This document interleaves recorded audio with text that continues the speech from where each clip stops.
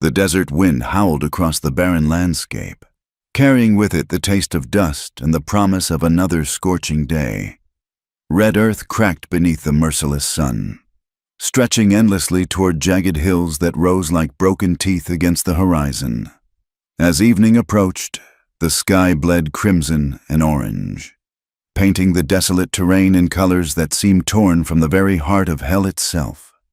Jake Sullivan stood at the edge of his property, watching the sun die behind those unforgiving hills. At 32, he'd already lived more lifetimes than most men twice his age. His weathered hands gripped the rough wooden fence post, knuckles white beneath sun-darkened skin. The ranch sprawled before him, modest by territorial standards. But it was his 20 head of cattle, a dozen horses, and a ramshackle barn that leaned slightly eastward, as if perpetually bracing against the wind. He'd built this place with his own hands, alongside his father and brother. Now both lay beneath wooden crosses in the small cemetery plot behind the main house, victims of the cholera outbreak that had swept through the territory 3 winters past. His mother had followed them a month later, her heart simply giving out from grief. Jake had buried her beside them, alone, the preacher having fled town with half the surviving population. The horses in the barn nickered nervously, sensing something Jake couldn't yet see. Storm clouds gathered on the northern horizon, rolling in fast and angry. Lightning flickered within their depths, illuminating the approaching tempest from within. Jake had seen plenty of storms in his years on the frontier, but something about this one set his teeth on edge. He moved toward the barn, boots crunching on the parched earth. The animals needed securing before the storm hit. His prize stallion, a black Mustang he'd broken himself, pawed at the ground and tossed its head. "Easy. Midnight," Jake murmured, running a calloused hand along the horse's neck. "Just weather coming." Thunder cracked overhead, so sudden and violent that even Jake flinched. The first fat drops of rain began to fall, creating tiny craters in the dust. Within moments, the drops became a deluge. Wind slammed into the barn with enough force to make the entire structure groan. Jake worked quickly, checking that all the horses were secure in their stalls, that the feed was covered, that nothing loose could become a projectile in the gale. He was about to head back to the main house when he heard voices, barely audible above the storm's fury. Jake froze, hand instinctively moving to the Colt .45 holstered at his hip. Visitors during a storm like this meant trouble. Nobody traveled in weather like this unless they had no choice. The barn door burst open, slamming against the wall. 3 figures stumbled inside, soaked to the bone and gasping for breath. Women. Jake's hand relaxed slightly on his gun, but didn't move away entirely. In the lamplight, he could make out their faces. All 3 bore a family resemblance, clearly sisters. The eldest looked to be in her late 20s, with dark hair plastered to her head and fierce green eyes that swept the barn before settling on Jake.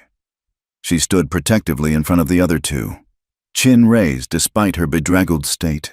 Her dress, once perhaps blue or gray, was torn at the hem and stained with mud. "Please," she said, her voice steady despite the chattering of her teeth. "We just need shelter from the storm. We mean no harm." The second sister, perhaps 25, pushed wet auburn curls from her face, where the eldest was all sharp angles and defensive posture. This one had a softer look. Until Jake met her eyes. There was something wild there, something that reminded him of an unbroken horse. Her dress was in worse shape than her sister's, patched in multiple places and missing buttons. The youngest couldn't have been more than 20, with the same green eyes as her eldest sister, but none of the hardness. She clung to the middle sister's arm, shivering violently. Her pale blue dress might once have been fine, but now it hung on her thin frame like a shroud. Jake studied them for a long moment. Everything about them screamed trouble. The torn clothes, the exhaustion evident in their postures, the way the eldest kept glancing toward the door as if expecting pursuit. But the code of the frontier was clear. You didn't turn away folks in need, especially not during a storm that could kill. "There's hay in the loft," he said finally, jerking his head toward the ladder. It's dry up there. You can wait out the storm." The eldest sister's shoulders sagged slightly with relief. "Thank you. We're grateful. Name's Jake Sullivan. This is my place." He didn't phrase it as a question, but the expectation hung in the air between them. The sisters exchanged glances. The eldest straightened. "I'm Margaret. These are my sisters, Rose and Catherine." False names. Jake was certain of it. The slight hesitation, the way Margaret's eyes didn't quite meet his when she spoke. But then, plenty of folks in the territory had reasons for not using their real names. Jake himself had known men who'd left everything behind, including their identities, to start fresh in the unforgiving landscape of the West. "There's a pump out back for water," Jake said. "I'll bring some blankets from the house." "That's kind of you, but," Margaret began. "Wasn't a question?" Jake cut her off. "You'll catch your death in those wet clothes." He left before she could protest further, jogging through the rain to the main house. Inside, he grabbed an armful of blankets and his mother's old medicine box. On second thought, he added some bread and dried beef from his stores. Whatever these women were running from, they looked like they hadn't eaten properly in days. When he returned to the barn, he found them huddled together in the corner, as far from the door as possible. Catherine, the youngest, was crying silently, tears mixing with rainwater on her cheeks. Rose had an arm around her, murmuring something Jake couldn't hear. Margaret stood apart, keeping watch. "Here." Jake set the supplies down at a respectful distance. "There's some food there, too." Margaret's eyes widened slightly. "We can't." "You can and you will," Jake said firmly. "I've got plenty." Rose looked up at him then, really looked at him, and something passed across her face that Jake couldn't quite read. "Think you can handle us all?" she asked, a challenge in her voice despite her exhaustion. "3 strange women showing up in your barn?" There was something in the way she said it, part defiance, part something else that made heat rise in Jake's neck. He kept his expression neutral. "I reckon I can manage." Thunder crashed again, making Catherine whimper. The storm was getting worse. The barn door rattled in its frame, and Jake moved to secure it better. As he did, he caught sight of Margaret's hands. Her knuckles were scraped raw, dried blood visible beneath the dirt, fighting wounds, running wounds. "You can stay the night," he heard himself say. "Storm like this won't blow out before morning." Margaret nodded slowly. "We'll be gone at first light." Jake didn't comment on the obvious lie. Wherever these women were headed, they weren't going to get far on foot with no supplies, and at least one of them already half broken from whatever they'd endured. He climbed up to check the loft, making sure there were no leaks, no weak boards that might give way. When he came back down, he found the sisters had already wrapped themselves in the blankets, sharing the meager food he'd brought. They ate like they were starving but trying to hide it, taking small bites, chewing slowly. "I'll be in the house," Jake said. "You need anything, you yell." "Mr. Sullivan," Margaret called as he reached the door. He turned back, in the lamplight, with the storm raging outside. The 3 women looked like something out of a ghost story, pale, desperate, clinging to each other for warmth and comfort. "Thank you." Jake nodded once and stepped out into the storm. As he fought his way back to the house, he couldn't shake the feeling that his quiet, solitary life had just become a great deal more complicated. Inside the house, he stoked the fire and settled into his chair, but sleep wouldn't come. Every time he closed his eyes, he saw Margaret's bloodied knuckles, Rose's wild defiance, Catherine's terrified tears. He'd built this life on staying out of other people's trouble, on minding his own business and keeping to himself. But something about those 3 women in his barn had already begun to crack that resolve. The storm raged on, battering the ranch with winds that threatened to tear the roof clean off. Jake sat by the window, watching the barn, rifle across his lap. Whatever those sisters were running from, he had a feeling it would come looking. And when it did, Jake Sullivan would have to decide what kind of man he really was. The kind who protected his own peace at any cost, or the kind who stood between the helpless and harm. No matter the consequences, as lightning split the sky once more, illuminating the ranch in stark, brutal clarity. Jake knew in his bones that his decision was already made. Dawn broke harsh and brilliant, the storm having scoured the sky clean. Jake stepped out of the house, boots squelching in the red mud that yesterday had been dust. The landscape looked wounded, grass flattened, fence posts askew, debris scattered across the yard. But the barn still stood, and that was what mattered. He found the sisters already awake, helping to calm the horses that remained skittish from the night's violence. Margaret had her sleeves rolled up, revealing more bruises along her forearms as she brushed down a nervous mare.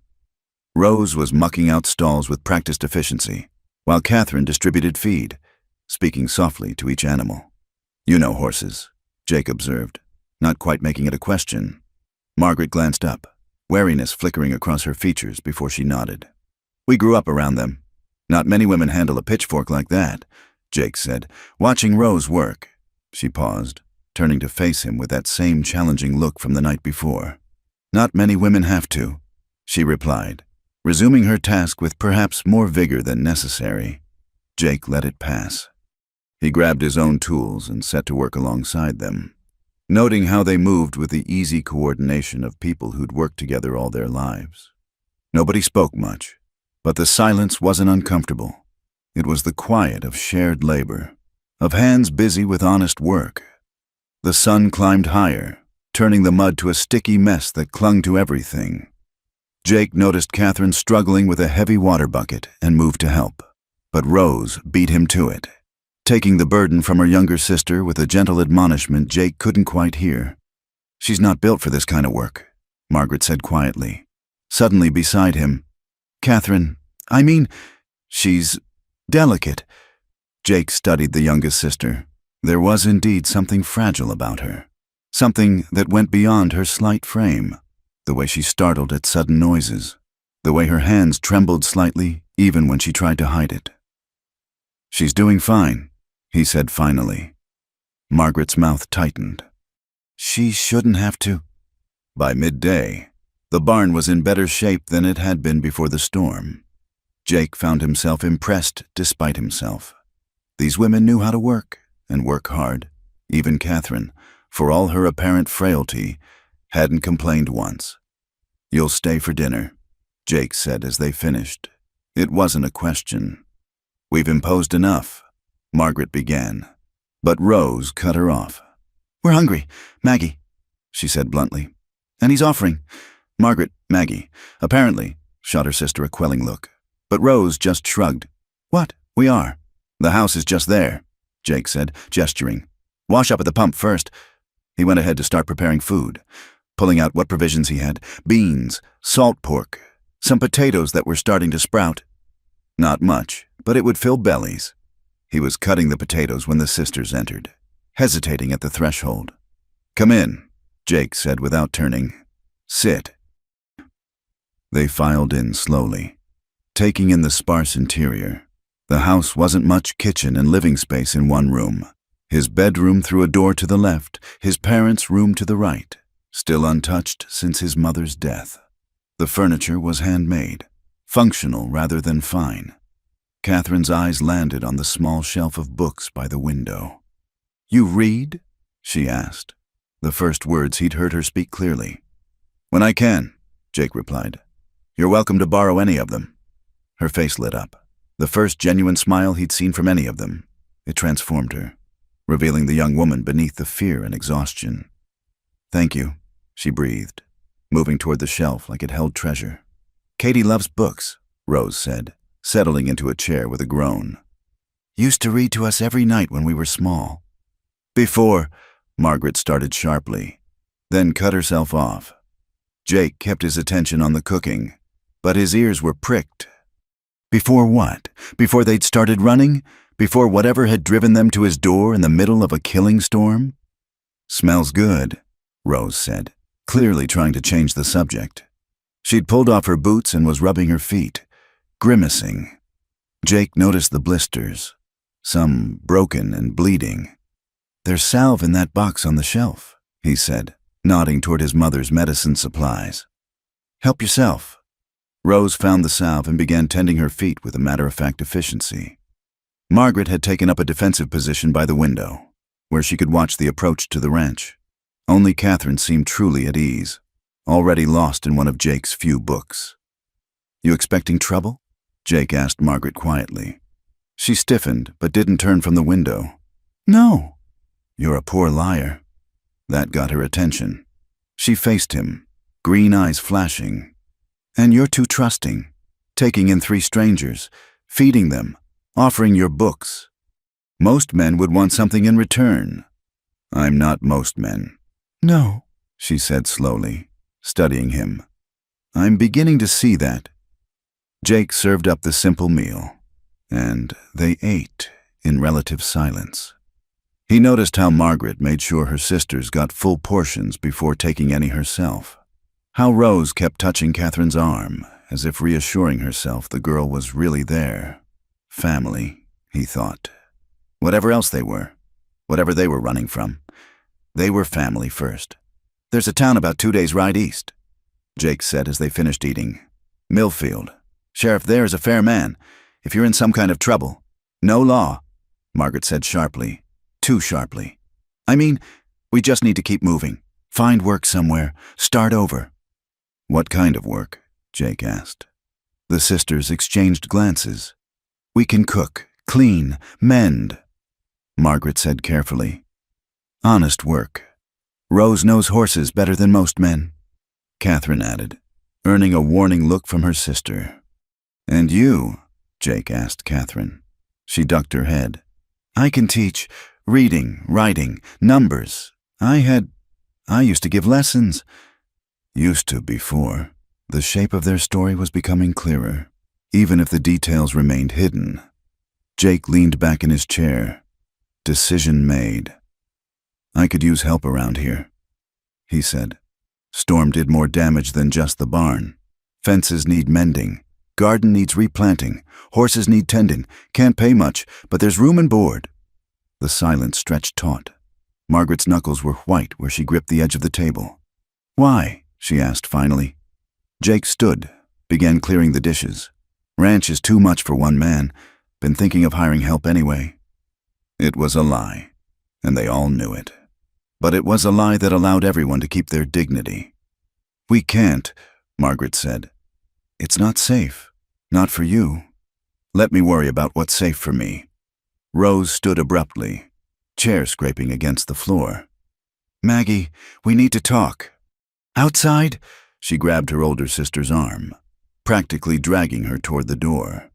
"Katie, stay here." Through the window, Jake could see them arguing. Margaret gesturing emphatically. Rose with her hands on her hips, giving as good as she got. Catherine remained at the table, thin fingers worrying at a tear in her dress. "They're trying to protect you," she said softly. "From us. From what follows us." Jake sat back down across from her. Up close, he could see the dark circles under her eyes, the hollow of her cheeks. "What does follow you?" Catherine met his gaze, and for a moment she looked far older than her years. "Evil," she said simply. "The kind that wears a respectable face and owns half the county."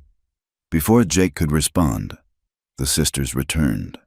Rose's face was flushed. Margaret's set in grim lines. But something had been decided. 3 days, Margaret said. "We'll work for 3 days. Help fix what the storm damaged, then we move on." Jake nodded, knowing 3 days would become 4, then a week, then longer. Whatever was chasing these women, they were exhausted, worn down to nothing. They needed time to rest, to heal, to gather strength for whatever came next. "The barn's dry, but the house has a spare room," he said. "Was my parents'. You're welcome to it." Margaret opened her mouth to protest, but Rose spoke first. "We'll take it, thank you." As the afternoon wore on, they worked together to clear storm debris. Jake found himself watching them, learning their rhythms. Margaret, always alert, always protective. Rose, fierce and bold but gentle with her sisters. Catherine, stronger than she looked when she thought no one was watching.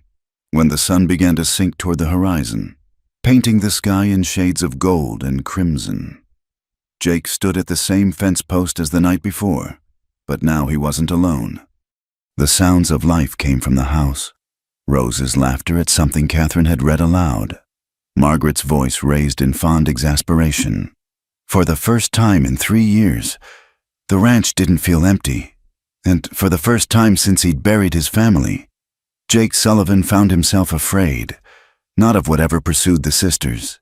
He could handle men with guns and violent intentions. No, he was afraid of how quickly these 3 women had begun to fill the hollow spaces in his life, and how much it would hurt when they inevitably left. The wind picked up, carrying the scent of sage and the promise of change. Jake gripped the fence post and prepared himself for whatever was coming, because something was definitely coming. He could feel it in his bones, see it in Margaret's watchful eyes, hear it in the spaces between their careful words. 3 days, she'd said. Jake had a feeling those would be the longest 3 days of his life. The moon hung fat and silver over the ranch, casting long shadows across the yard. Jake sat on the porch, whittling a piece of wood without really seeing it. The night sounds of the desert surrounded him, coyotes calling in the distance, the chirp of crickets, the rustle of small creatures in the brush. From the barn came low voices, the sisters talking among themselves. He'd given them space after supper, sensing they needed time alone, but curiosity and concern drew him from the house. Not to eavesdrop, exactly, but to keep watch. That's what he told himself as he settled onto an old crate near the barn door, far enough away to give them privacy, but close enough to hear if there was trouble. Can't keep running forever," Rose was saying, her voice carrying clearly in the still night air. "We're exhausted. Maggie, Katie can barely keep food down, and you haven't slept properly in weeks. And what would you have me do?" Margaret's voice was tight with frustration. "Wait for him to find us. You know what he'll do. Maybe we should have stayed and fought from the beginning." This from Catherine, surprisingly. Maybe if we'd told someone. Told who? Margaret's laugh was bitter. "Sheriff Daniels. He's been in Morrison's pocket for years. Judge Carter, he owns him too. Face it, Katie, there was no one to tell." Morrison. Jake filed the name away. So their pursuer had a name. At least, that's not what I meant, Catherine said quietly. "I meant, maybe we should have told someone what really happened that night. About Mother?" The silence that followed was heavy with grief. Jake found himself holding his breath, the knife still in his hands. "Telling wouldn't bring her back," Margaret said finally. "And it would have gotten us killed alongside her. We should tell him." Rose said suddenly, "Jake, he deserves to know what he's risking." "No." Margaret's response was immediate. "The less he knows, the safer he is." "You think Morrison cares about that?" Rose challenged. "You think he'll just tip his hat and ride on when he finds out we've been here? You've seen what he does to anyone who helps us. Which is why we leave. Tomorrow." "You said 3 days." I lied. Jake heard movement, footsteps pacing. "I'm tired of running," Rose said.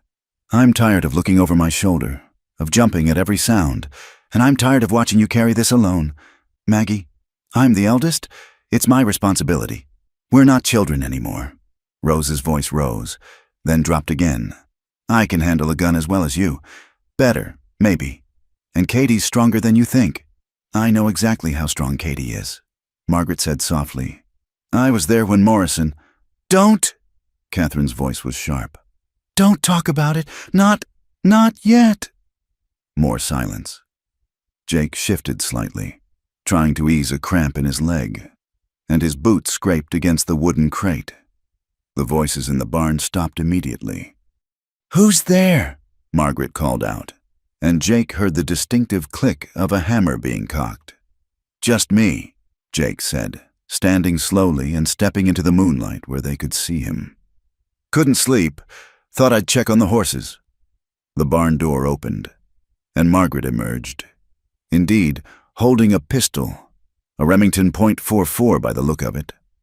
She lowered it when she saw him, but didn't holster it. "How long have you been there?" "Long enough," Jake admitted. "Morrison, that's who you're running from?" Margaret's jaw tightened. Behind her, Rose and Catherine appeared in the doorway, their faces pale in the moonlight. "You should go back to the house," Margaret said. "Forget what you heard." "Can't do that." Jake moved closer, noting how Rose's hand had drifted to her hip where a knife handle protruded. So they were all armed. Good. "Man named Morrison killed your mother, and now he's hunting you." "That about right." The sisters exchanged glances. Finally, Rose spoke. "Close enough." "Why?" "Because we saw it happen," Catherine said, her voice barely above a whisper. "And because we ran instead of letting him do to us what he'd done to her." Jake felt something cold settle in his gut. He'd known men like this Morrison. Men who thought their money and power gave them rights to whoever they wanted. He forced himself on her.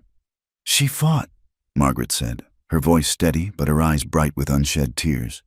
"She always was a fighter, but he was stronger. And when she kept fighting, she couldn't finish. He killed her," Rose said flatly. "Beat her until she stopped moving. Then he turned to us and said we'd be next if we didn't cooperate. So we ran," Catherine added.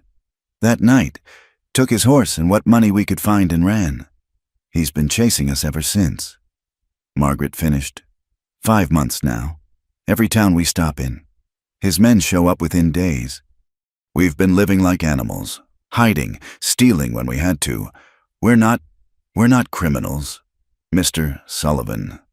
We're just trying to survive." Jake studied them in the moonlight. 3 women driven to desperate measures, carrying the weight of their mother's death and their own narrow escape. No wonder Margaret watched every shadow. No wonder Catherine jumped at sudden sounds. No wonder Rose met the world with defiance. "This Morrison," Jake said slowly. "Big man, owns a lot of land. Half of Brackenridge County," Rose confirmed. "Maybe more by now.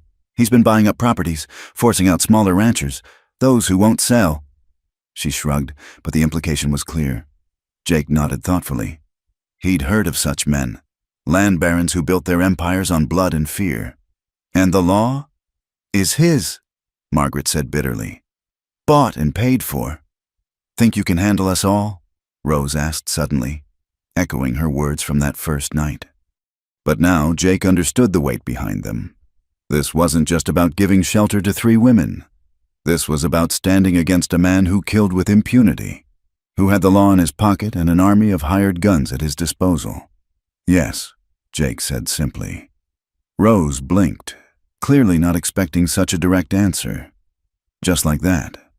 "My father used to say that evil flourishes when good men do nothing," Jake said. "Been doing nothing for 3 years now.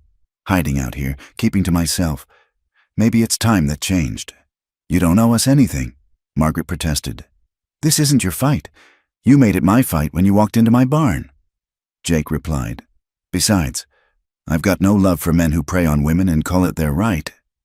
Catherine moved forward suddenly, reaching out as if to touch his arm, then pulling back. "You don't understand. Morrison doesn't just kill his enemies. He destroys them, their families, their homes, everything they've built. We've seen it."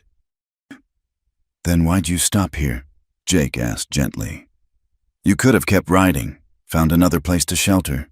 The sisters looked at each other, some silent communication passing between them. Finally, Rose answered. "Because we're tired. Because Katie's sick from exhaustion and poor food. Because Maggie's about to collapse from trying to protect us alone.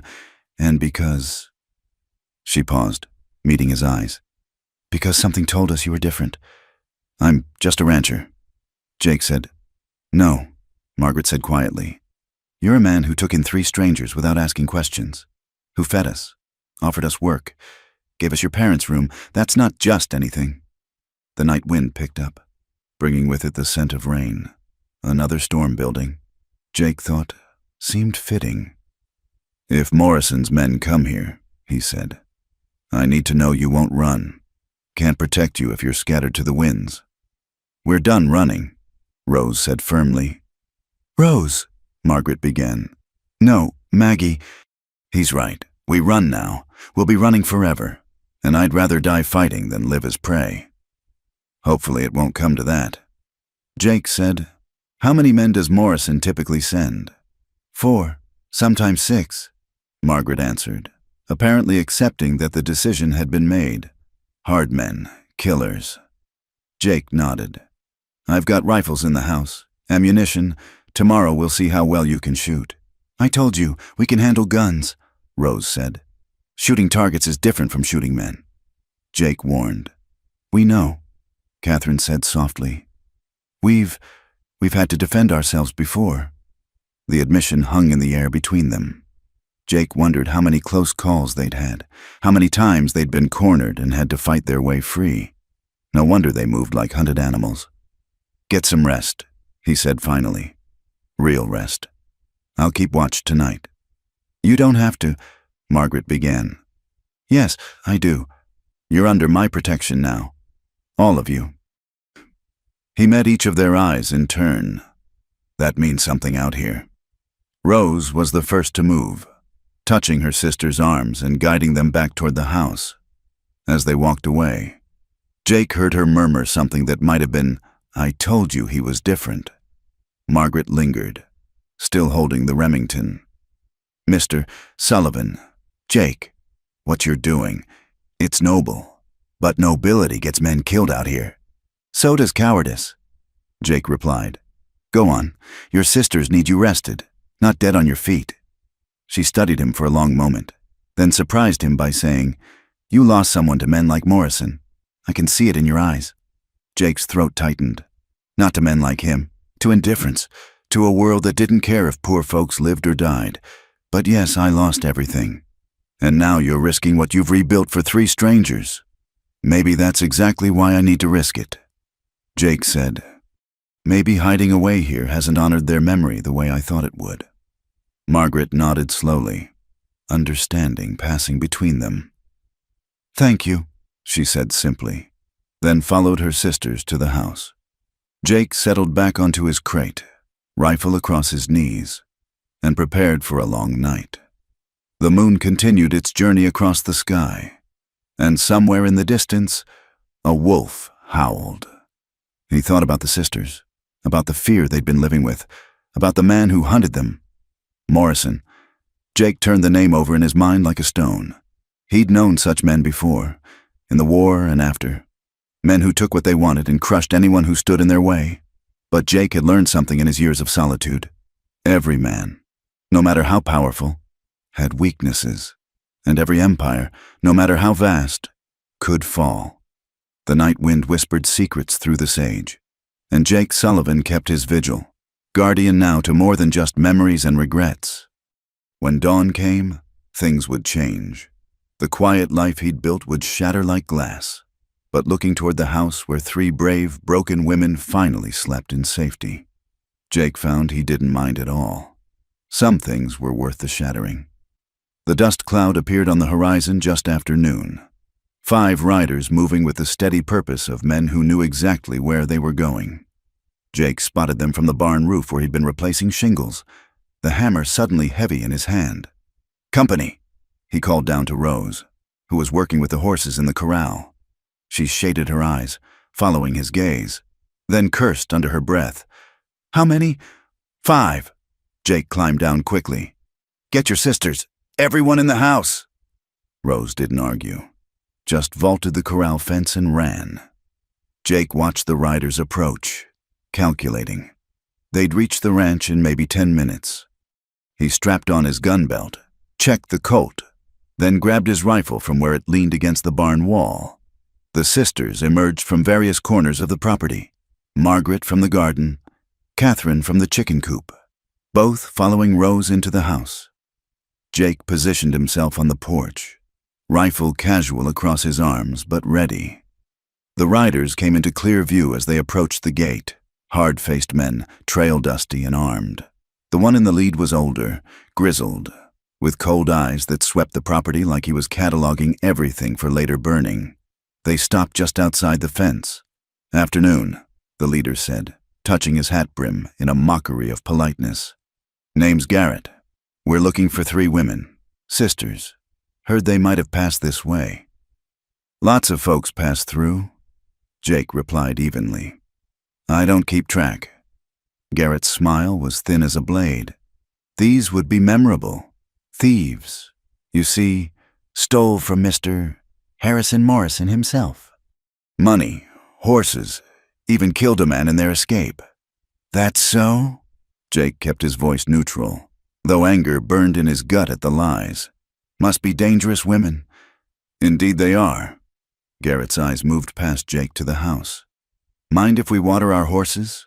Long ride from town. Pump's over there. Jake nodded toward the side of the barn. Help yourselves. 2 of the riders dismounted, but Jake noticed they kept their hands near their guns.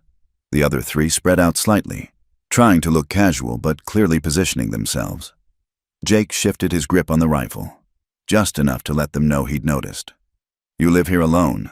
Garrett asked, still mounted. That's right. Big place for 1 man. I manage. Garrett's eyes narrowed.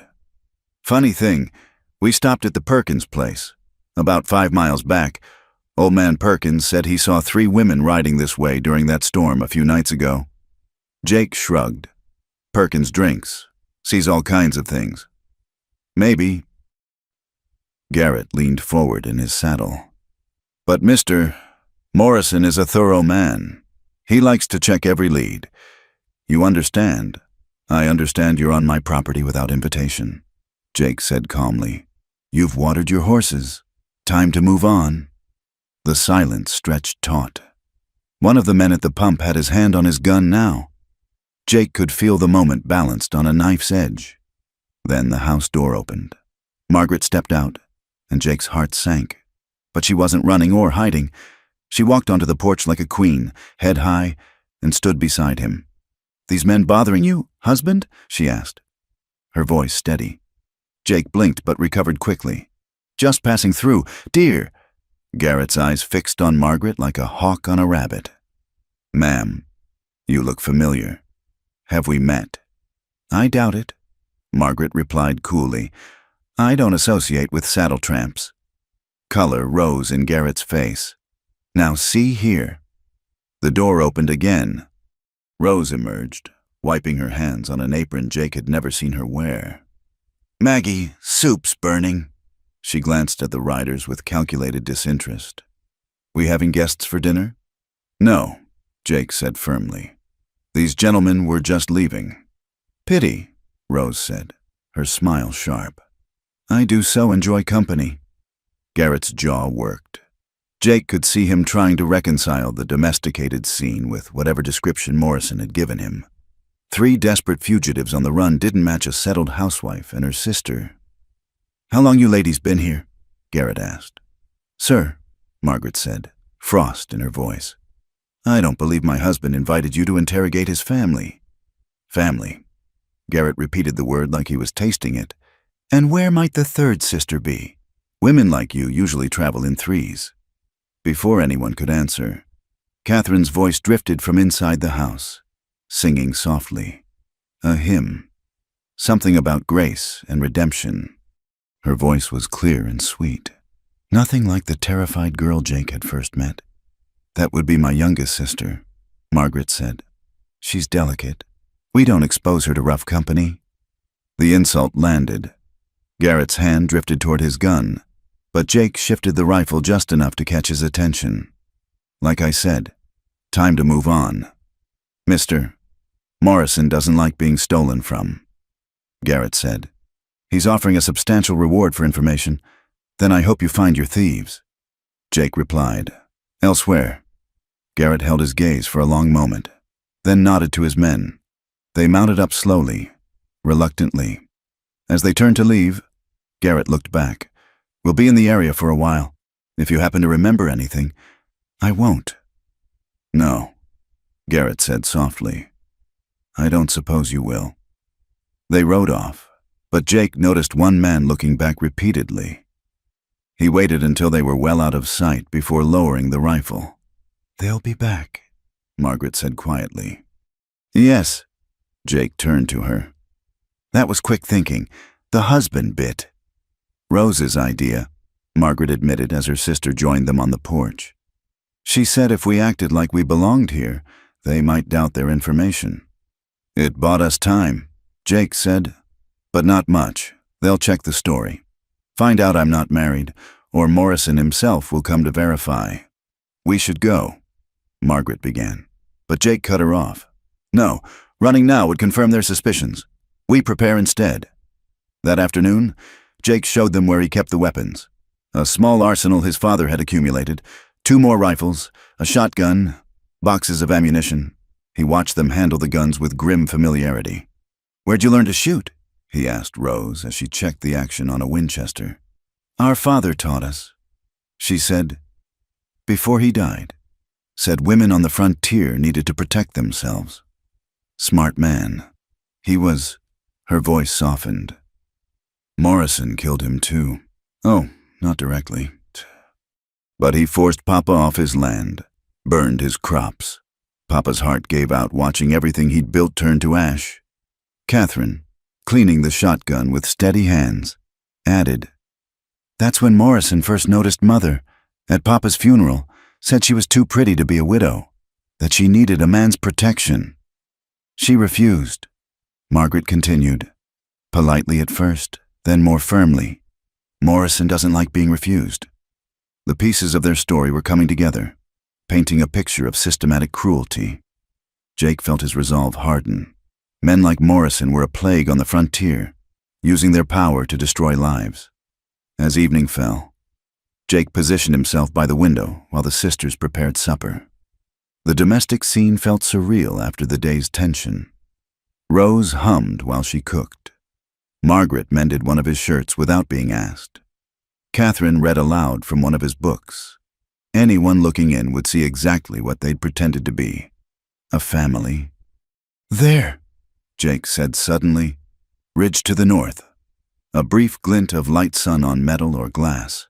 Someone watching. They're out there, he said quietly. Margaret joined him at the window. What do we do? We wait. Let them think we're unaware. Tonight, we'll be ready. Dinner was a tense affair, everyone listening for sounds outside. As darkness fell, Jake doused the lamps one by one, plunging the house into shadow. Margaret, take the back window. Rose, the side. Catherine, stay low. Watch the front with me. They moved into position without argument. The moon was new, leaving the yard in deep darkness, perfect for an attack. Jake, Catherine whispered. I'm scared. Good, he replied. Fear keeps you sharp. Just remember what I taught you. Breathe, aim, squeeze gentle-like. What if I have to? What if I kill someone? Jake glanced at her pale face in the darkness. Then you live with it, but you live. Hours passed. Jake's eyes burned from staring into the darkness. Then, movement by the barn, a shadow where no shadow should be. They're coming, he breathed. More shadows, spreading out to surround the house. Jake counted at least 6, more than Garrett had brought earlier. Nobody shoots until I do, Jake ordered. Let them get close.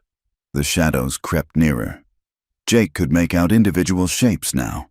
One approached the front door, probably planning to kick it in. Others moved toward windows. They were good, professional, but they were expecting sleeping victims, not an armed reception.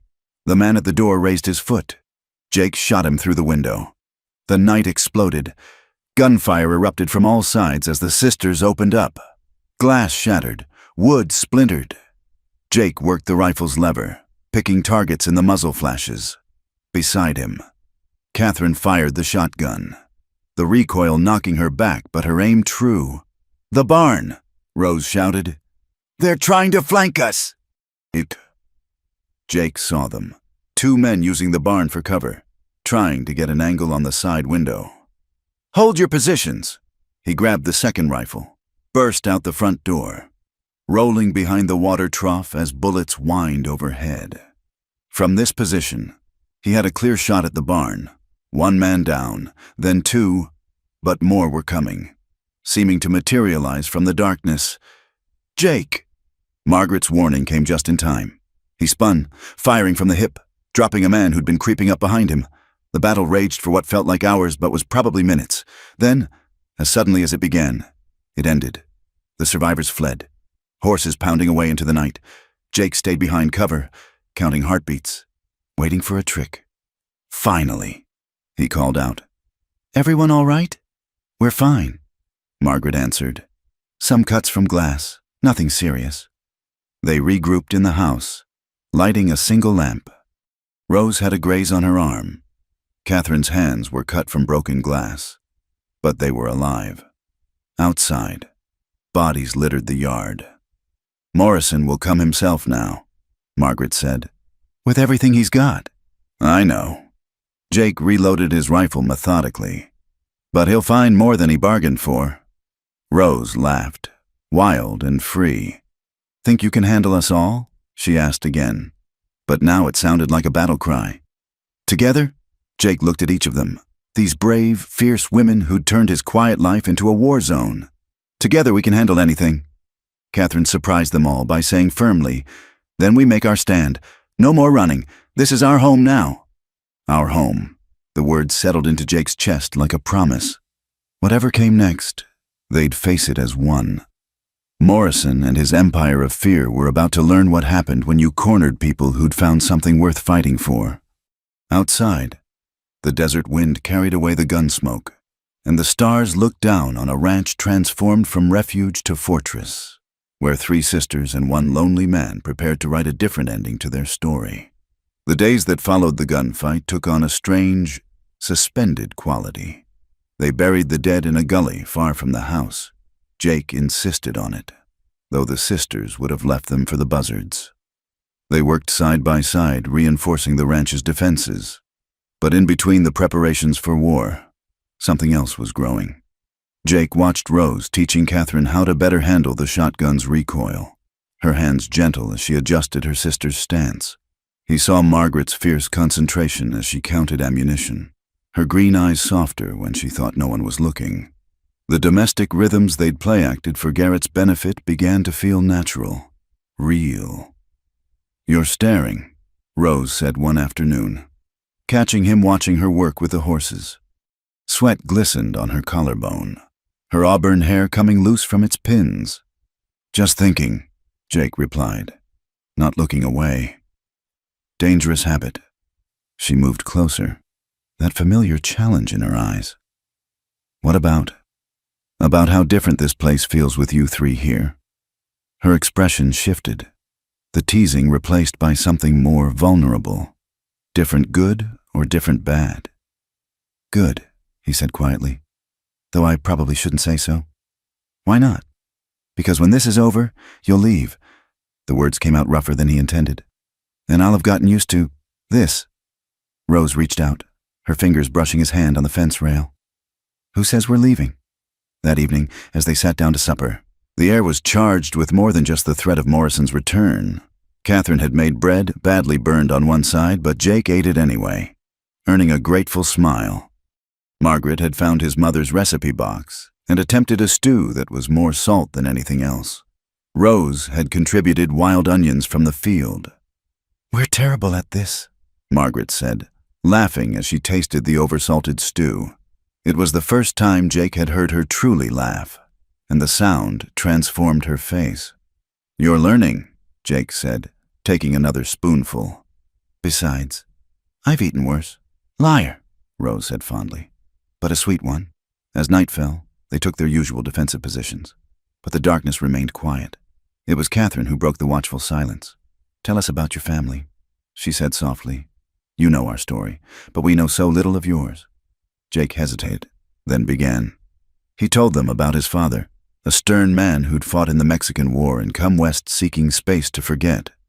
About his mother, gentle but strong, who'd made the harsh ranch into a home. About his younger brother Tom, always laughing, always getting into scrapes that Jake had to get him out of. "The cholera came through in '71, he said. "Tom went first, fought it for a week, but he was always slight. Pa followed 2 days later.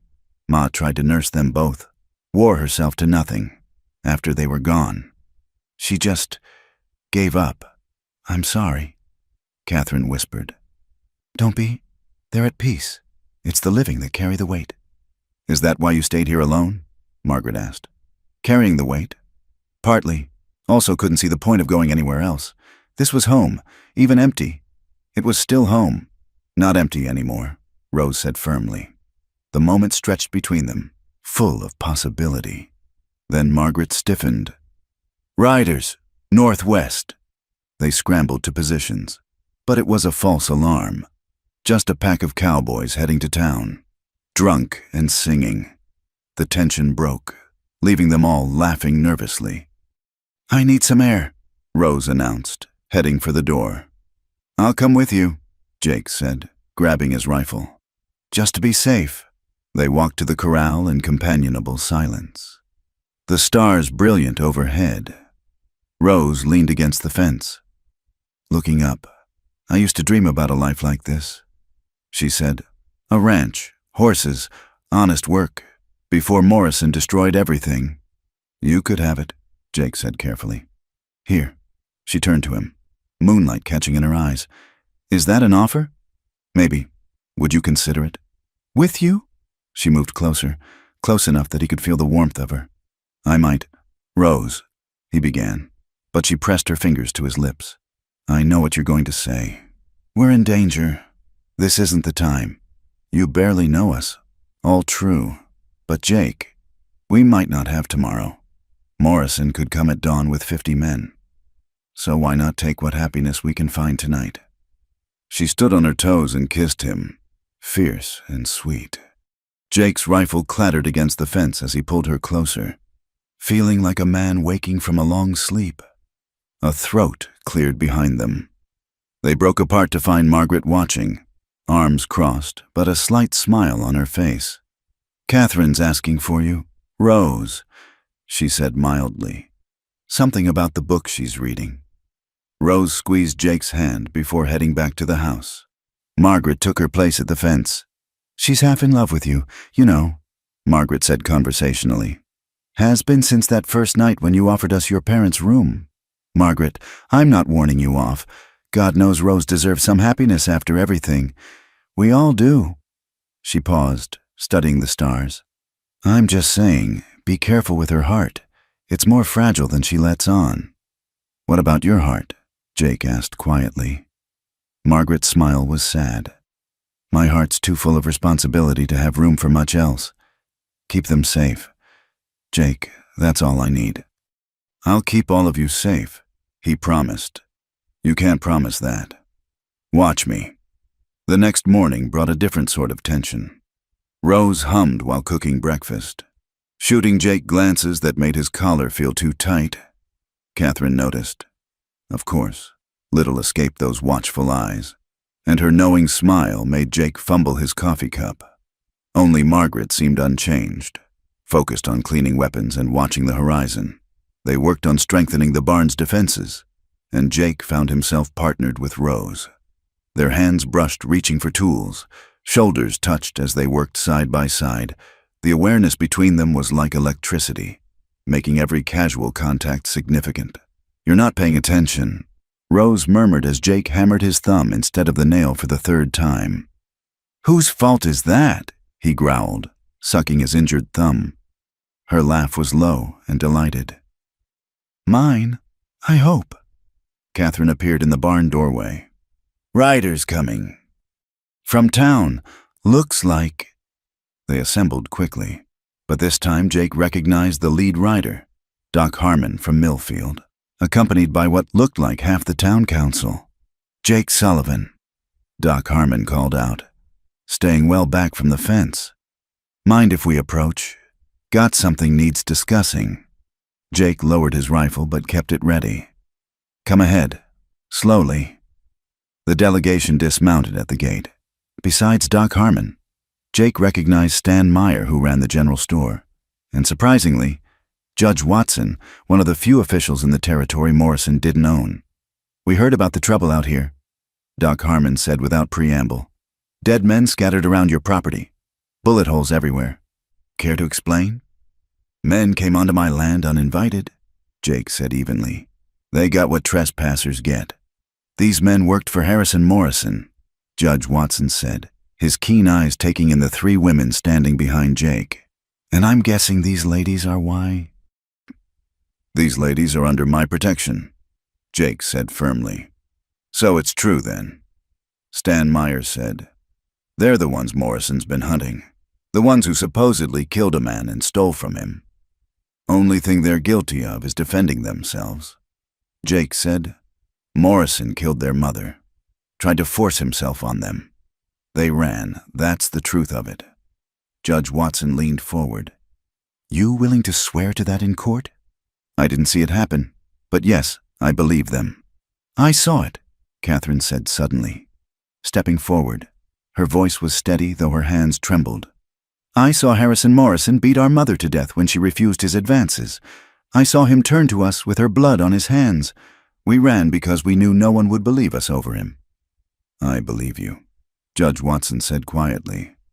I've had my suspicions about Morrison for years, but no one would testify. Too scared. So what now? Margaret asked warily. Now, we have a problem. Doc Harmon said, Morrison's gathered a small army. Word is he's coming here personally, maybe as soon as tomorrow. He's telling everyone you murdered his foreman, that you're dangerous criminals who need putting down. Let him come, Rose said fiercely. With 50 men? Stan Meyer shook his head. It'll be a massacre. Not if the town stands with them. Judge Watson said slowly. Everyone turned to look at him. I'm tired of Morrison riding roughshod over the law. If we make a stand here, others might join us. Might isn't very reassuring, Doc Harmon pointed out. It's better than nothing, Jake said. We're not running. This is our home. Our home. He felt Rose's hand slip into his. Catherine moving to his other side. Margaret standing firm behind them. A family, forged in danger, but no less real for it. Judge Watson nodded slowly. Then we'd best prepare. I'll ride back to town. See who's willing to stand for justice over fear, Doc. You might want to stay here. I suspect your services will be needed. As the delegation departed, leaving Doc Harmon behind, Jake felt the weight of what was coming. Morrison wouldn't just bring men, he'd bring fury, wounded pride, the full force of his power. You could still leave, he told the sisters that night as they kept watch. Take my fastest horses, head for California, start fresh where Morrison can't reach. And leave you to face him alone? Margaret shook her head. We don't abandon family. Family. There it was again. That word that made everything worth fighting for. Then we make ready. Jake said, Tomorrow, one way or another. This ends. Rose leaned against his shoulder. Catherine hummed softly as she cleaned her rifle. Margaret stood guard at the window. Outside, the desert waited, holding its breath for the storm about to break. But inside the small ranch house, love and determination burned brighter than fear. Let Morrison come, Jake thought. He'd learn what happened when you threatened the people Jake Sullivan loved. The lonely years were over. Tomorrow, they'd fight not just for survival, but for the future they were only just beginning to imagine together. The news spread through the territory like wildfire. Harrison Morrison had put a bounty of $500 on each sister's head, dead or alive. By noon, Jake counted 3 separate groups of bounty hunters passing by the ranch, circling like vultures, but not yet brave enough to attack. They're waiting, Margaret observed from her position at the window. Waiting for Morrison to arrive with the main force. Let them wait, Jake said, checking his ammunition for the dozenth time. Judge Watson should be back soon with whoever he could muster. But as the sun climbed higher, no help appeared from town. Doc Harmon, sleeves rolled up as he helped prepare medical supplies, shook his head grimly. Fear's a powerful thing. Morrison's had this territory under his thumb for years. Rose paced like a caged cat, energy crackling around her. We should strike first, take the fight to them before they're ready. That's suicide, Margaret said sharply. We hold defensive positions, make them come to us. While they surround us completely, Rose challenged. We'll be trapped rats. Enough. Jake intervened. "We stick to the plan. This ranch is defensible, and we know the ground." Catherine, who'd been silent most of the morning, suddenly spoke up. "Someone's coming. Just one rider." They rushed to positions, but the approaching figure raised a white cloth. As he came closer, Jake recognized him, Samuel Rivers, who owned the neighboring ranch to the east. He'd kept to himself since Jake moved here. Never friendly, but never hostile either. "Sullivan," Rivers called out, stopping well clear of the fence. "Got a message from Morrison. He wants to talk. Just talk." "Since when does Morrison talk instead of take?" Jake called back. "Since he realized half the territory is watching this play out." Rivers replied, "He's offering terms. The women come peacefully. He'll let you live. You've got 1 hour to decide." "Here's my answer now," Rose shouted, but Jake put a hand on her arm. "Tell Morrison if he wants to talk. He can come here himself. Alone. Otherwise, there's nothing to discuss." Rivers shrugged. "Your funeral." He wheeled his horse and galloped away. "You're not actually considering talking to him?" Margaret demanded. "No, but it bought us time, and it tells us something. He's worried about appearances now. This isn't just about hunting you anymore. It's about his reputation, his control." Doc Harmon nodded. "Make him look weak. Others might start standing up to him. He can't have that." The hour passed slowly. Jake stationed everyone at key positions. Margaret at the back of the house. Rose in the barn loft with a clear view of the approaches. Catherine with Doc Harmon in the main room. Jake himself took the front, where he could see Morrison's forces gathering on a ridge about a quarter-mile away. "Jesus," Doc Harmon breathed, peering through the window. "Must be 40 men at least." 38, Jake corrected, having counted twice. "Plus Morrison himself? See him there, on the black stallion?" Even at this distance, Harrison Morrison cut an imposing figure, tall, broad-shouldered, wearing expensive clothes that marked him as a man of means. He sat his horse like a general surveying a battlefield. "Here they come," Rose called from the barn. But Morrison didn't charge. Instead, a group of about 12 men peeled off, approaching slowly. They stopped just outside rifle range, and Morrison himself rode forward with 2 guards. "Sullivan," he called out, his voice carrying clearly. "I'm a reasonable man. Let's discuss this like civilized people." Jake stepped onto the porch, rifle prominent. "Nothing civilized about hunting women across the territory." "They're thieves and murderers," Morrison said smoothly. "They killed my foreman, stole money and horses. The law demands justice." "Whose law?" Jake challenged. "Yours? The law you bought and paid for." Morrison's face darkened. "Careful.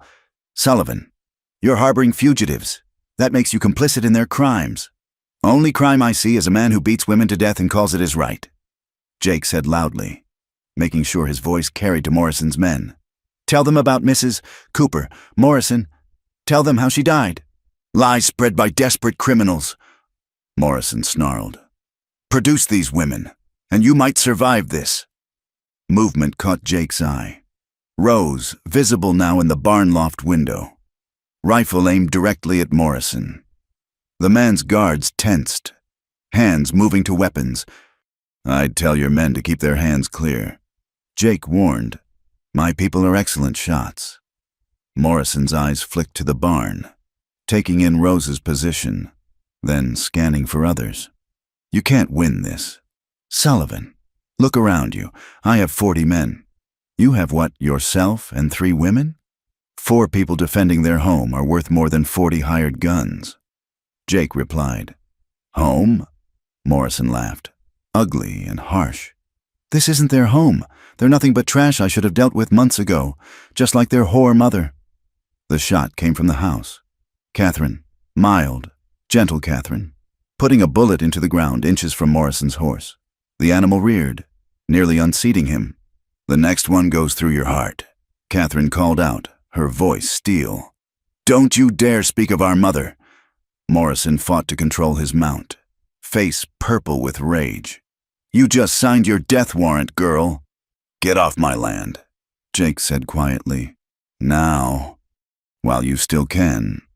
Morrison stared at him for a long moment, then wheeled his horse around. 1 hour, Sullivan. 1 hour to reconsider. After that, we're coming, and I'll burn this place to the ground with all of you in it. As Morrison's group retreated, Jake heard horses approaching from the other direction. His heart lifted as Judge Watson appeared, but fell again when he saw only 6 men with him. 6 men against 40. It's not much, the judge said apologetically as they dismounted. But these are good men. Tom Bradley, Jim Hawkins, the Colson brothers, Paul Martinez, and young Billy Chen from the telegraph office. Jake knew them all by reputation. Honest men, but not gunfighters. Still, they'd come. That counted for something. Obliged to you all, Jake said. Though I can't promise you'll survive this. Tom Bradley, a gray-bearded farmer, spat tobacco juice. Morrison's been bleeding us dry for years. Time someone stood up to him. They had less than an hour to prepare. Jake positioned the new arrivals strategically, the Colson brothers in the barn with Rose, Bradley and Hawkins at the side windows, Martinez on the roof of the house with a buffalo rifle, Billy Chen, barely 18 and trembling. He's stationed with extra ammunition, tasked with keeping everyone supplied. Jake, Margaret pulled him aside. This isn't enough. We need to run, now, while Morrison's waiting. No more running, Jake said firmly. We make our stand. She searched his face, then nodded slowly. Then we make it count. She surprised him by stretching up to kiss his cheek. You're a good man. Jake Sullivan. My sister chose well. The hour passed too quickly. As the sun began its descent toward the horizon, painting the sky blood red, Morrison's force began to move. They spread out, encircling the ranch, cutting off any escape. Remember, Jake called out to the defenders. Make every shot count. Don't waste ammunition on bad targets. The attack began not with a charge, but with probing fire. Morrison's men testing their defenses. Jake held fire, waiting. Beside him, Catherine breathed steadily, the shotgun ready. Then Morrison appeared again, this time staying well back. Last chance, Sullivan. Send them out, and everyone else lives. Go to hell, Rose shouted from the barn. So be it. Morrison raised his hand, then dropped it. The world exploded. Gunfire erupted from all directions as Morrison's men charged. Jake worked his rifle mechanically. Aim, fire, lever, repeat. Beside him, Catherine's shotgun boomed, dropping a man who'd gotten too close to the porch. The barn, someone shouted. They're rushing the barn. Jake could see Rose and the Colson brothers firing rapidly, but there were too many. Morrison had sent the bulk of his force that direction, recognizing it as the weak point. Catherine, stay here, Jake ordered, rushing from the house. He sprinted across open ground, bullets whining past, diving through the barn door just as a wave of attackers reached it. The fight inside was brutal, close quarters chaos. Jake used his rifle as a club when men got too close. Felt Rose at his back, heard her fierce war cry as she fought. One of the Colson brothers was down, blood spreading beneath him. We can't hold, Rose gasped, reloading with bloody fingers. We don't have to, Jake said. Just long enough. Long enough for what? He wasn't sure, but they fought on, desperate, savage, through the melee. Jake caught glimpses of the continuing battle, Martinez's buffalo rifle booming from the roof, Margaret appearing at windows like a ghost, firing and vanishing. Then, impossibly, Jake heard something that made his heart leap. Hoofbeats, many hoofbeats, and a voice roaring. For justice, for the law. Sheriff Thompson from Millfield burst onto the scene with 20 deputies, catching Morrison's men from behind. The tide turned in seconds, attackers becoming defenders, hunters becoming hunted. The sheriff! Billy Chen was shouting from the house. He brought help! Later, Jake would learn that Judge Watson's telegram had finally stirred the territorial governor to action, that Sheriff Thompson had been waiting for just such an excuse to move against Morrison. But in that moment, all that mattered was that help had come. The battle became a rout. Morrison's hired guns, caught between the ranch defenders and the lawmen, threw down their weapons, or fled. Jake emerged from the barn, supporting a wounded Rose, to see Morrison himself trying to escape. It was Catherine who stopped him. Quiet, gentle Catherine stepped into his path, shotgun raised. "For our mother," she said simply, and pulled the trigger. Morrison's horse screamed and fell, pinning the man beneath it. He lay there cursing, leg clearly broken, as Sheriff Thompson's men surrounded him. "Harrison Morrison," the sheriff announced formally. "You're under arrest for murder, conspiracy, and about a dozen other charges I'll think of later." As the sun set on the blood-stained ranch, Jake surveyed the aftermath. They'd lost one of the Colson brothers, and several others bore wounds, but they'd survived. More than that, they'd won. "It's over," Margaret said wonderingly, as if she couldn't quite believe it. "No," Jake corrected, pulling Rose closer despite her wounded arm. "It's just beginning." He looked at the three sisters, brave, beautiful, battered but unbroken. His family now, forged in fire and sealed in blood. The ranch would need rebuilding. The future remained uncertain. But none of that mattered. They were home. The ranch bore its scars like badges of honor, bullet holes in the walls, blood-darkened earth, the barn door hanging crooked on its hinges. Jake stood surveying the damage as Doc Harmon finished bandaging Rose's arm. She'd taken a bullet defending the barn, though she'd hidden the wound until the fighting was done. "You'll need to keep it clean," Doc warned. "No heavy lifting for at least 2 weeks." "2 weeks?" Rose protested. "We've got repairs to make, stock to tend, which can all wait until you're healed," Jake said firmly. Margaret and Catherine nodded agreement, forming a united front that made Rose scowl. Sheriff Thompson approached, notebook in hand.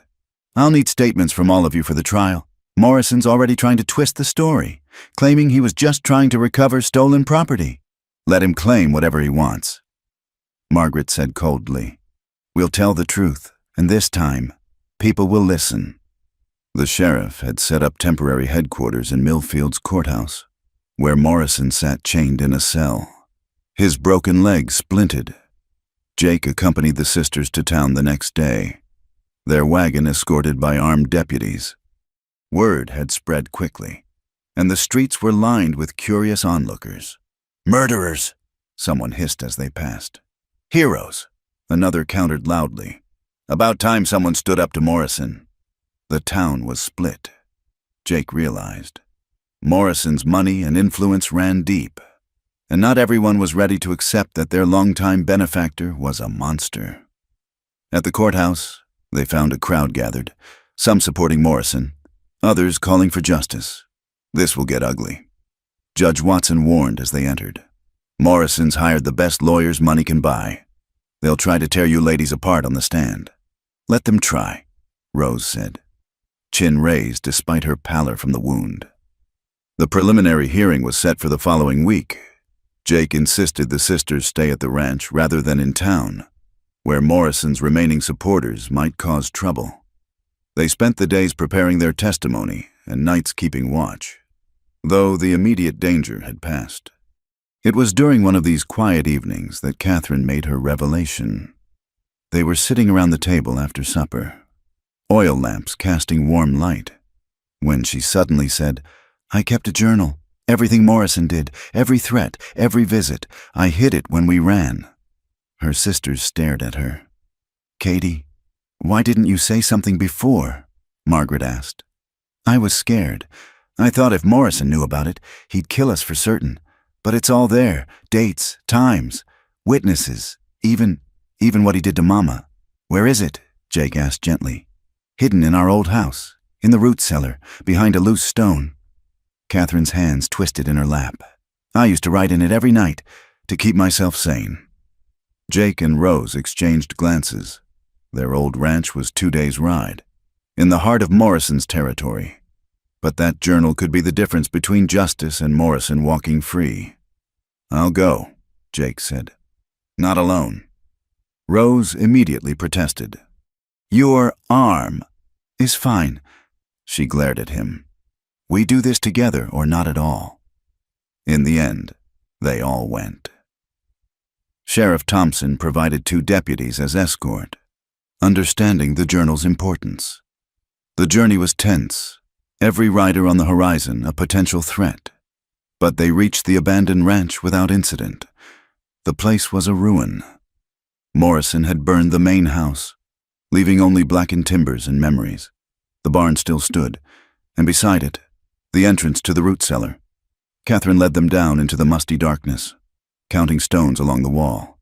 "Here," she whispered, working a stone loose. Behind it, wrapped in oilcloth, was a leather-bound journal, pages covered with her neat handwriting. Jake lit a lantern and read a few entries, his jaw tightening. The systematic harassment, the escalating threats, the final horrible night, it was all there in painful detail. "This changes everything," one of the deputies breathed. "This is evidence of a pattern going back years." They returned to town to find chaos. Morrison's lawyers had been busy, spreading rumors that the sisters were fortune hunters who'd seduced and murdered Morrison's foreman for his money. A mob had gathered outside the courthouse, and not all of them supported the sisters. "Whores!" someone shouted as their wagon passed. Jake's hand went to his gun, but Margaret touched his arm. "Don't! That's what they want, to provoke us into violence." They made it into the courthouse, where Judge Watson reviewed the journal with growing anger. "This is damning," he said, "but Morrison's lawyers will claim it's fabricated. We need corroborating witnesses." "I know some," Catherine said quietly. "Other women, Morrison. Bothered. They might speak up now that he's in jail." Over the next days, a stream of people came forward. The widow Thompson, whose husband had died mysteriously after refusing to sell water rights. The Martinez family, run off their land by Morrison's men, Sarah Palmer, who still bore scars from Morrison's attentions. The journal gave them courage, and their testimonies painted a picture of a man who'd terrorized the county for years. The trial began on a hot morning, the courthouse packed to capacity. Morrison sat at the defendant's table, well-dressed and confident despite his chains. His lawyers, 3 of them from the Capitol, looked like predators ready to strike. Jake sat with the sisters in the gallery, feeling their tension. Rose's hand found his, squeezing tight as the prosecutor began laying out the case. The journal was entered into evidence, each damning entry read aloud. Morrison's face darkened with each revelation, his veneer of respectability cracking. Then it was time for testimony. Margaret went first, voice steady as she recounted their mother's death. The defense attorney, a sharp-faced man named Pemberton, attacked immediately. "Isn't it true you and your sisters were desperate for money? We had our ranch. We needed nothing from Morrison. A failing ranch, heavily mortgaged. Morrison offered to help, didn't he? He offered to make us his mistresses," Margaret said clearly. "When we refused, he killed our mother." The questioning grew more brutal, but Margaret held firm. Then Rose took the stand, fierce and defiant, matching Pemberton word for word. When he suggested she'd invited Morrison's attention, she laughed in his face. "I wouldn't invite that man's attention if he was the last person on earth," she said. "He was a monster who thought money gave him the right to take whatever he wanted." But it was Catherine's testimony that broke the case open.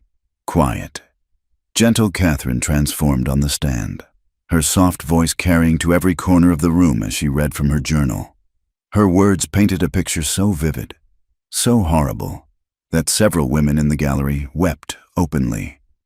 "And then he struck Mama again," she read, her voice breaking. "She fell and didn't get up. There was so much blood. He turned to us and said we belonged to him now. That's when we ran." "Fiction," Pemberton declared. "Pure fiction written after the fact to support your claims." "Then how do you explain this?"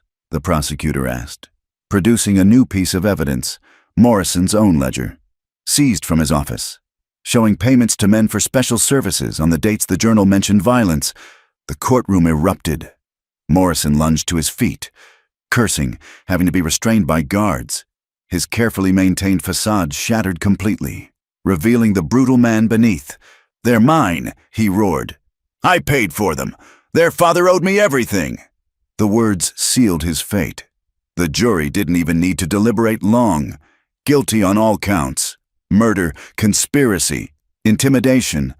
The judge's sentence was swift hanging, to be carried out within the month. As they left the courthouse, the crowd's mood had shifted entirely. People reached out to touch the sisters, to thank them for their courage. Women who'd suffered in silence for years wept with relief. Men who'd been too frightened to stand against Morrison shook Jake's hand. "It's over," Catherine said wonderingly as they reached their wagon. "It's really over." "No," Jake corrected gently, helping her up. "Now it begins, the real work of healing, of building something new." They returned to the ranch as the sun was setting. The buildings still bore their battle scars, but somehow the place looked different, hopeful, like it was ready for a new chapter. That night, they gathered on the porch, watching the stars appear. Rose leaned against Jake's shoulder, her wounded arm in a sling. Margaret sat with Catherine, an arm around her youngest sister. The silence was comfortable, peaceful in a way it had never been before. "What now?" Rose asked eventually. "Now we rebuild," Jake said. "Make this place what it should be, a real home." "Together?" There was vulnerability in Rose's voice, a question about more than just the ranch. "Together," Jake confirmed, pressing a kiss to her hair. Margaret smiled, the expression transforming her face. "Good, because I've been thinking about expanding the horse operation. With Morrison's land being broken up and sold, we could buy the water rights, bring in better breeding stock. Already planning." Rose laughed. "Some things never change." "Some things shouldn't," Jake said, looking at each of them. His family, tested by fire and stronger for it. In town, Harrison Morrison sat in his cell, awaiting the hangman. His empire was crumbling, his victims finding their voices at last. Justice, so long delayed, had finally arrived. But at the Sullivan Ranch, they weren't thinking about Morrison anymore. They were thinking about the future, about the horses Rose would train, the students Catherine would teach, the home Margaret would help build, about the life they'd create together from the ashes of their pain. The night wind whispered across the desert, carrying away the last echoes of fear and violence. In its place, it brought the promise of new beginnings, of love strong enough to overcome any darkness. They were home, they were family, and that was enough. The sun was setting over Millfield as they gathered in the dusty main street. Half the town had turned out, some from morbid curiosity, others seeking closure for years of fear and oppression. Jake stood with the sisters near the courthouse, watching as the gallows platform loomed against the orange sky. Harrison Morrison was brought out in chains, but even now, facing death, his arrogance remained. His eyes swept the crowd with contempt until they found the sisters. The hatred that blazed there made Catherine step closer to Margaret. "Any last words?" Sheriff Thompson asked formally. Morrison's lips curled. "This town will regret this day. You think you've won something? You've destroyed the very man who built this place." "You built nothing," Rose called out, her voice carrying clearly. "You stole, you murdered, you terrorized. The only thing you built was fear." Morrison's face contorted, but before he could respond, the hood was pulled over his head. Jake felt Rose's hand slip into his, Margaret and Catherine pressing close on his other side. When the trap door opened and Morrison fell, a collective sigh seemed to run through the crowd. It was over, truly over. The crowd dispersed slowly, people talking in small groups, some weeping, others embracing. Years of oppression didn't end easily, but the healing could finally begin. "Let's go home," Jake said quietly. The ride back to the ranch was subdued. Justice had been served, but watching a man die, even a man like Morrison, left its mark. They were almost to the gate when Catherine suddenly said, "I don't feel free yet. Is that wrong?" "No," Margaret assured her. "Freedom isn't just about Morrison being gone. It's about learning to live without fear again. That takes time." Over the following weeks, the territory transformed. Morrison's holdings were broken up and sold, many to the families he'd driven off their lands. The corrupt officials who'd supported him fled or faced trial themselves. Judge Watson worked tirelessly to restore real law and order. At the ranch, life settled into new rhythms. Rose's arm healed, and she threw herself into training horses with an enthusiasm that made Jake's heart swell. She had a gift with the animals, gentle but firm, and word spread quickly. Soon, ranchers were bringing their wild horses to her. Margaret proved to have a sharp mind for business. She negotiated the purchase of water rights and additional grazing land, transforming their modest operation into something that could truly prosper. In the evenings, she kept the books, planning for a future that now seemed possible.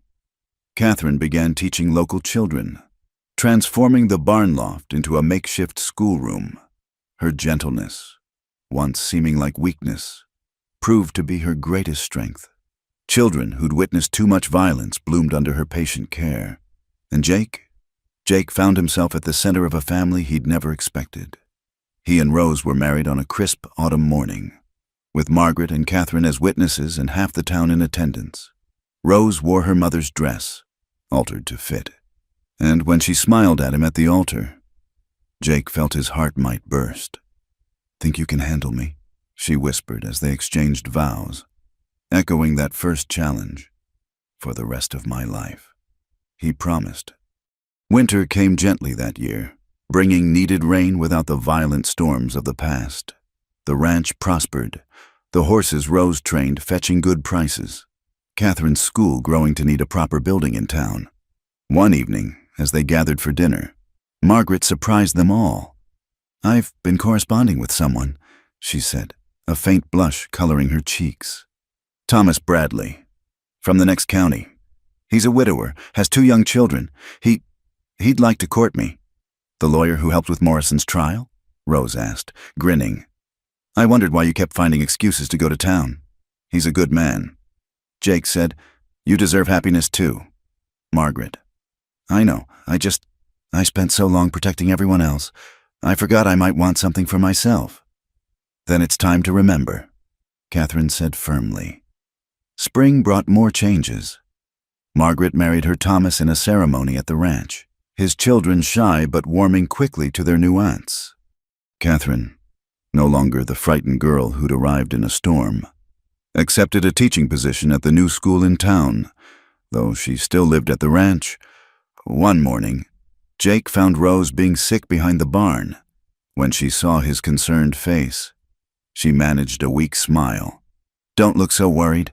It's natural enough when you're expecting." The joy that flooded through him nearly knocked him off his feet. "A baby? By harvest time, Doc Harmon thinks?" She let him pull her close, resting her head on his chest. "Are you happy?" "Happy doesn't begin to describe it." They told the others at dinner. Margaret cried. Catherine laughed, and they all talked over each other, making plans.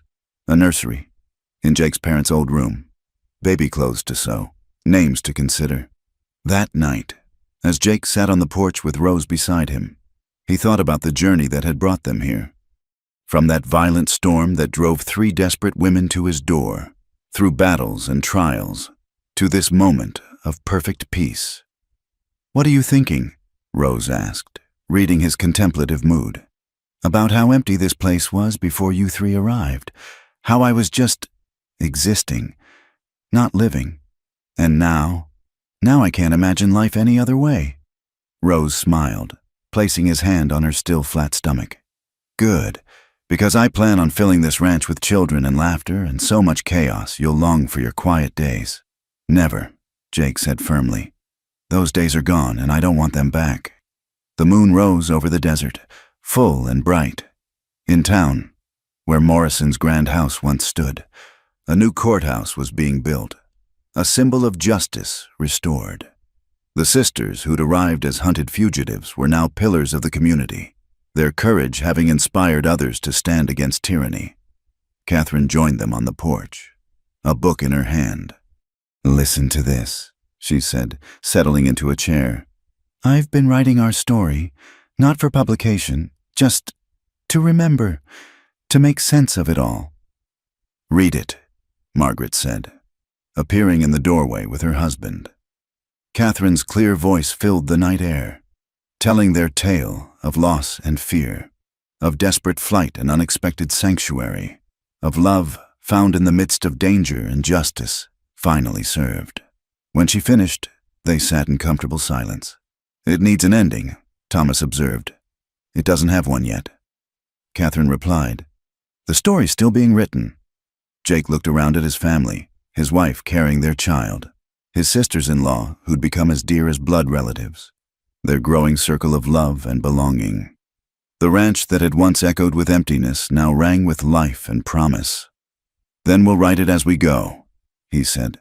"Day by day, year by year, together." Rose squeezed his hand. "Together," she agreed. The desert wind whispered through the sage, no longer carrying fear or loneliness, but the promise of all the tomorrows to come. In the barn, horses nickered softly. From the house came the sound of laughter as Margaret teased Thomas about something. Catherine hummed as she made notes in her journal. This was what they'd fought for, Jake realized. Not just survival, not just justice, but this, the right to build a life filled with love and hope and family. Morrison had tried to steal that from them, but he'd failed. In the end, love had proven stronger than fear, courage more powerful than cruelty. As they finally headed inside, Rose paused at the door, looking back at the moon-drenched ranch. "Do you remember that first night when we asked if you could handle us all?" "Every detail," Jake confirmed. "You never really answered. You know, not directly." Jake pulled her close, thinking of all they'd survived, all they'd built. All that was yet to come.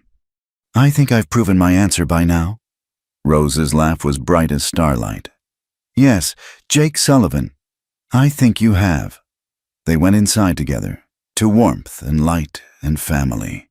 Leaving the ghosts of the past to fade in the desert wind, the ranch stood strong beneath the stars, no longer a refuge from life but a celebration of it. 3 sisters and 1 cowboy had faced down evil and won the greatest prize of all, a future worth living for. In the years to come, when Catherine's students asked about courage, she would tell them this story. When Rose's children wondered about standing up to bullies, she would share these memories. When Margaret's stepchildren needed to understand that family was more than blood, she would speak of that stormy night when 3 desperate women found sanctuary and a lonely man found purpose. The story would grow in the telling, as stories do, but the heart of it would remain true. That love conquers fear, that family is what you make it, and that sometimes the greatest adventures begin when you open your door to strangers in a storm. Thank you all for listening to this Wild West love story. I'd love to know where you're enjoying this tale from. Please share in the comments below so we can connect. Don't forget to subscribe to the From Wild West channel and let me know your thoughts on Jake and the sisters' journey. Your support means everything.